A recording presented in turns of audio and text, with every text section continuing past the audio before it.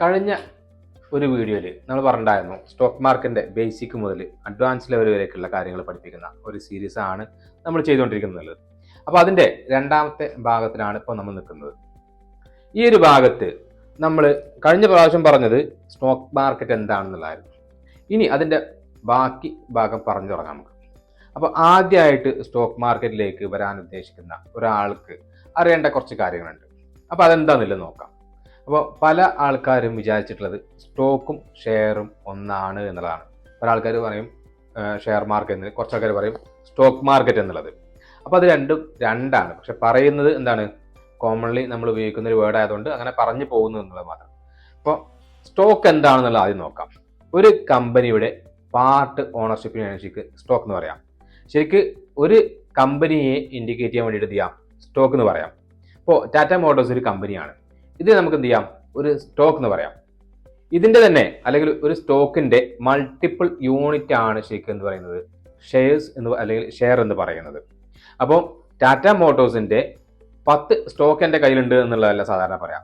Tata മോട്ടോഴ്സിന്റെ 10 share ഉണ്ട് എന്നാ പറയാം.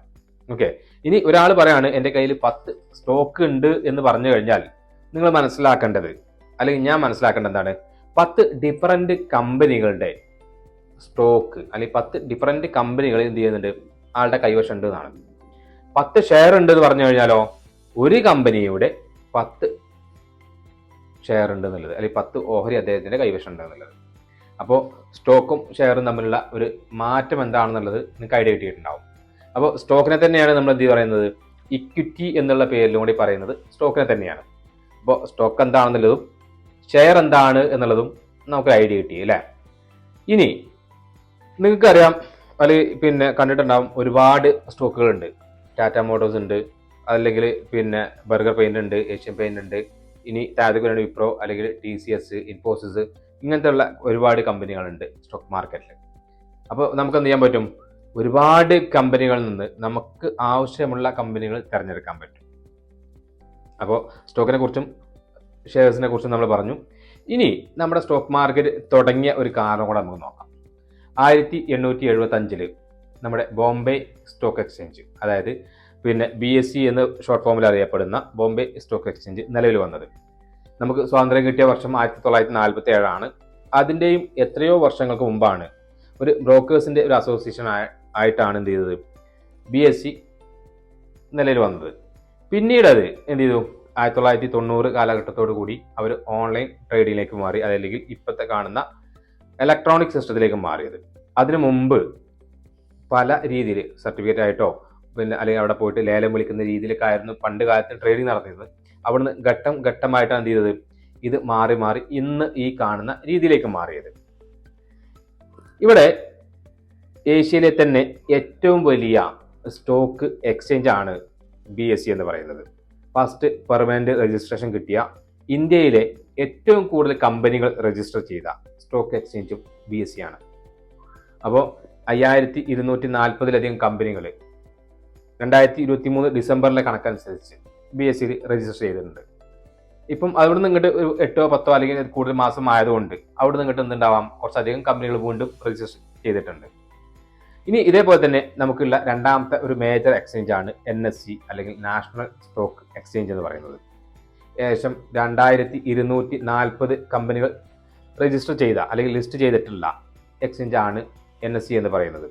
1992 നിലവിൽ വന്ന് ഇവരാണ് ഫസ്റ്റ് ഇലക്ട്രോണിക് സിസ്റ്റം അല്ലെങ്കിൽ ഇന്ന് ഈ കാണുന്ന ട്രേഡിംഗ് സിസ്റ്റത്തിലേക്ക് നമ്മുടെ ട്രേഡിങ്ങിനെ മാറ്റിയത്.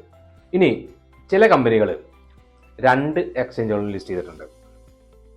അപ്പം ആദ്യം പറഞ്ഞു BSEയിൽ ഏകദേശം 5240 കമ്പനികൾ രജിസ്റ്റർ ചെയ്തിട്ടുണ്ട് അല്ലെങ്കിൽ ലിസ്റ്റ് ചെയ്തിട്ടുണ്ടെന്നുള്ളത്. NSEയിൽ 2240 കമ്പനികൾ ലിസ്റ്റ് ചെയ്തിട്ടുണ്ടെന്ന് പറഞ്ഞു. 2 എക്സ്ചേഞ്ചിലും ലിസ്റ്റ് ചെയ്ത കമ്പനികളുണ്ട്. അതേപോലെ BSEയിൽ മാത്രം ചെയ്തതും ഉണ്ട്. അപ്പം നമുക്ക് ഈ 7500 കമ്പനി, 5240 എന്ന് പറഞ്ഞാൽ ഏകദേശം 7500-ലധികം കമ്പനികളായി. അപ്പോൾ എത്രയും കമ്പനികൾ എന്തുണ്ടായില്ല, അന്നത്തെ കാലത്ത് ഉണ്ടായിരുന്നില്ല എന്നുള്ളത് കൂടെ എന്ത് ചെയ്യാം, നിങ്ങളൊന്ന് മനസ്സിലാക്കുക.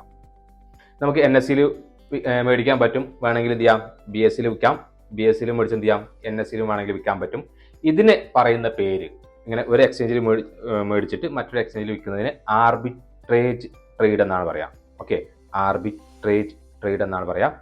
ഈ ചെറിയ മാറ്റം NSEയിൽ ചിലപ്പം ഒരു സ്റ്റോക്കിന് 100 രൂപയാണെങ്കിൽ അപ്പുറം ചിലപ്പോൾ എന്താണ്ടാവും ഒരു 2 പൈസ 5 പൈസയിലൊക്കെ മാറ്റം ഉണ്ടാവാം. ചില കേസിൽ വലിയ സ്റ്റോക്കുകളിൽ ഒരു 5 പൈസ 10 പൈസ 20 പൈസയിലേക്ക് മാറ്റം ഉണ്ടാവാറുണ്ട് പൊതുവെ. അപ്പോൾ ഇതും കൂടെ എന്ത് ചെയ്യാൻ പറ്റും, ഇങ്ങനെ ട്രേഡ് ചെയ്യാം. പക്ഷെ എന്താണ്, ഒരു 5 പൈസ 10 പൈസ കിട്ടിയിട്ട് ഇന്നത്തെ കാലത്ത് ട്രേഡ് ചെയ്ത മുതലാവില്ല. കാരണം നമുക്ക് ഒരു ട്രേഡിൽ വരുന്ന ചാർജ്, ബ്രോക്കറേജ് ടാക്സുകളുണ്ട്. അപ്പോൾ അതും കൂടെ വെച്ച് നോക്കുമ്പോൾ മുതലാവുന്ന രീതിയിലാണെങ്കിൽ എന്ത് ചെയ്യാം, നിങ്ങൾക്ക് ട്രേഡ് ചെയ്യാമെന്നുള്ളതാണ്. ഇനി നമുക്ക് ഈ 2 എക്സ്ചേഞ്ചുകൾക്കും ഓരോ ബെഞ്ച് മാർക്ക് ഇൻഡെക്സ് ഉണ്ട്. BSEക്കും ഉണ്ട്, അതേപോലെ NSEക്കും ഉണ്ട്. BSEയുടെ ബെഞ്ച് മാർക്ക് ഇൻഡെക്സ് ആണ് സെൻസെക്സ് എന്ന് പറയുന്നത്. ഈ സെൻസെക്സ് ഇടിഞ്ഞു അല്ലെങ്കിൽ സെൻസെക്സ് ഇത്ര പോയിന്റ് കയറി എന്നുള്ളത് പലരും കണ്ടിട്ടുണ്ടാവും. നമ്മുടെ ന്യൂസ് പേപ്പറിലോ അല്ലെങ്കിൽ പിന്നെ ഏതെങ്കിലും മാസികകളിലോ കണ്ടിട്ടുണ്ടാവും, ഇന്ന് സെൻസെക്സ് കയറി അല്ലെങ്കിൽ സെൻസെക്സ് ഇടിഞ്ഞു എന്നുള്ളതൊക്കെ. അപ്പോൾ ഇതൊക്കെ എന്താണ്, ഒരു ബെഞ്ച് മാർക്ക് ഇൻഡെക്സ് ആണ്.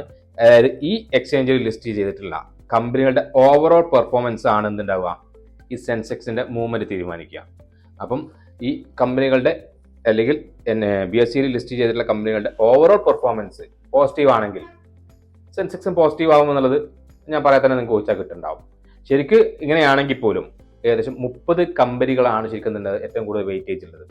BSE തന്നെ 30 കമ്പനികൾക്കാണ് ഏറ്റവും കൂടുതൽ വെയിറ്റേജ് ഉള്ളത് ഈ സെൻസെക്സിന്റെ മൂവ്മെന്റിൽ. അപ്പം ഈ 30 കമ്പനികളുടെ വെയിറ്റഡ് ആവറേജ് മൂവ്മെന്റ് ആണ് സത്യത്തിൽ എന്ത് ചെയ്യുക, സെൻസെക്സിന്റെ മൂവ്മെന്റ് തീരുമാനിക്കുക എന്നുള്ളതാണ്.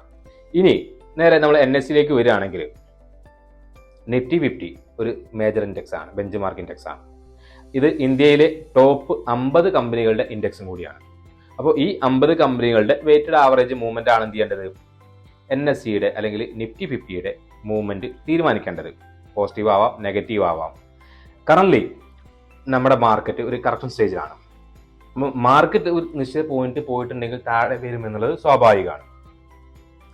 ഇനി ഇത് പറയാനുള്ള കാരണം, നിഫ്റ്റി ഇടിഞ്ഞു അല്ലെങ്കിൽ നിഫ്റ്റി കയറി എന്ന് പറയുമ്പോൾ നിങ്ങൾ മനസ്സിലാക്കണം, ഈ എക്സ്ചേഞ്ചിൽ ലിസ്റ്റ് ചെയ്തിട്ടുള്ള കമ്പനികളുടെ പെർഫോമൻസ് മോശമായിരുന്നോ അല്ലെങ്കിൽ നല്ലതായിരുന്നോ എന്നുള്ളത് നമുക്ക് പെട്ടെന്ന് അനലൈസ് ചെയ്യാൻ പറ്റും.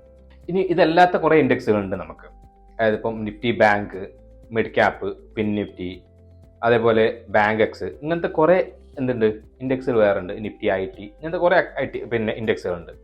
ഓരോ ഇൻഡെക്സും ഓരോ സെക്ടറിൽ എന്ത് സംഭവിച്ചു എന്നുള്ളത് അറിയാനുള്ള ഏറ്റവും എളുപ്പ വഴിയാണ്. ഇപ്പോൾ IT ഇൻഡെക്സ് നോക്കുകയാണെങ്കിൽ അല്ലെങ്കിൽ IT സെക്ടറിന്റെ മൂവ്മെന്റ് ആണ് എന്തുണ്ടാവുക, ഓവറോൾ മൂവ്മെന്റ് ആയിരിക്കും ഈ IT ഇൻഡെക്സിനെ മൂവിക്കുന്നുണ്ടാവും. പോസിറ്റീവ് ആണ് നെഗറ്റീവ് നോക്കിയാൽ മതി, നമുക്ക് എന്ത് ചെയ്യാൻ പറ്റും, ഈ ഇൻഡെക്സിലുള്ള സ്റ്റോക്കുകളുടെ പെർഫോമൻസ് അവിടെ വിലയിരുത്താൻ പറ്റും. ഇനി നമ്മുടെ മാർക്കറ്റിന്റെ ഒരു പ്രത്യേകത നോക്കാം. നമുക്ക് നമ്മുടെ മറ്റുള്ള രാജ്യങ്ങളെ വെച്ച് കമ്പയർ ചെയ്യുമ്പോൾ നമ്മുടെ മാർക്കറ്റിലെ പാർട്ടിസിപ്പേഷൻ എന്ന് പറയുന്നത് നമ്മുടെ ടോട്ടൽ പോപ്പുലേഷനെ അടിസ്ഥാനമാക്കി നോക്കുകയാണെങ്കിൽ വെറും 5% താഴെയുള്ളൂ.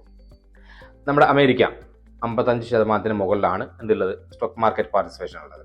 അതേപോലെ UK 33 അല്ലെങ്കിൽ 35% മുകളിലുണ്ട്. നമ്മുടെ തൊട്ടടുത്ത രാജ്യമായ ചൈനയിൽ 13% മുകളിലുണ്ട്. അപ്പോൾ ഇത്രയധികം പാർട്ടിസിപ്പേഷനുള്ള ഇവിടെയൊക്കെ എന്തുണ്ട്, മാർക്കറ്റിൽ ഇത്രയധികം ആൾക്കാർ ഇൻവെസ്റ്റ്മെന്റ് ഉണ്ട് എന്നുള്ളതാണ്.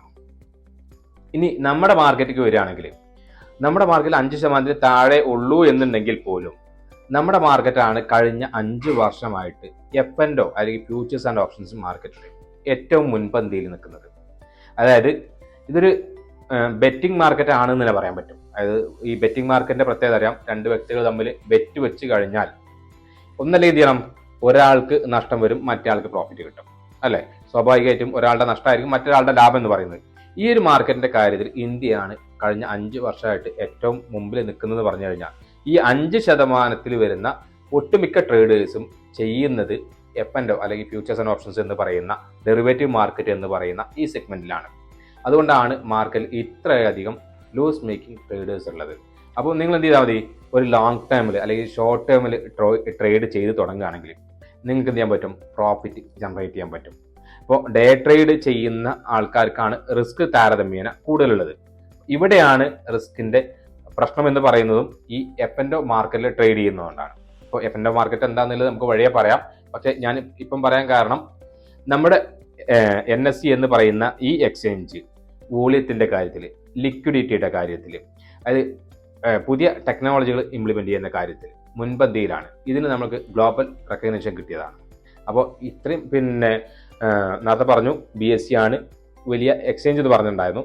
പക്ഷേ ഗ്ലോബൽ റെക്കഗ്നിഷൻ കിട്ടിയത് NSEക്കാണ്. ഇങ്ങനത്തെ ടെക്നോളജിയുടെ കാര്യത്തിൽ, അല്ലെങ്കിൽ വോളിയത്തിന്റെ കാര്യത്തിൽ, അല്ലെങ്കിൽ ലിക്വിഡിറ്റിയുടെ കാര്യത്തിൽ. അപ്പോൾ NSE എന്താണെന്നുള്ളത്, അതേപോലെ BSE എന്താണെന്നുള്ളതും, സ്റ്റോക്ക് എന്താണെന്നുള്ളതും, ഷെയർ എന്താണെന്നുള്ളതും ഈ വീഡിയോയിലൂടെ നിങ്ങൾക്ക് മനസ്സിലായിട്ടുണ്ടാവും. അപ്പോൾ കൂടുതൽ വിവരങ്ങൾ അല്ലെങ്കിൽ കൂടുതൽ ആയിട്ടുള്ള അടുത്ത ടോപ്പിക്കുമായിട്ട് അടുത്ത ഞായറാഴ്ച നമുക്ക് കാണാം.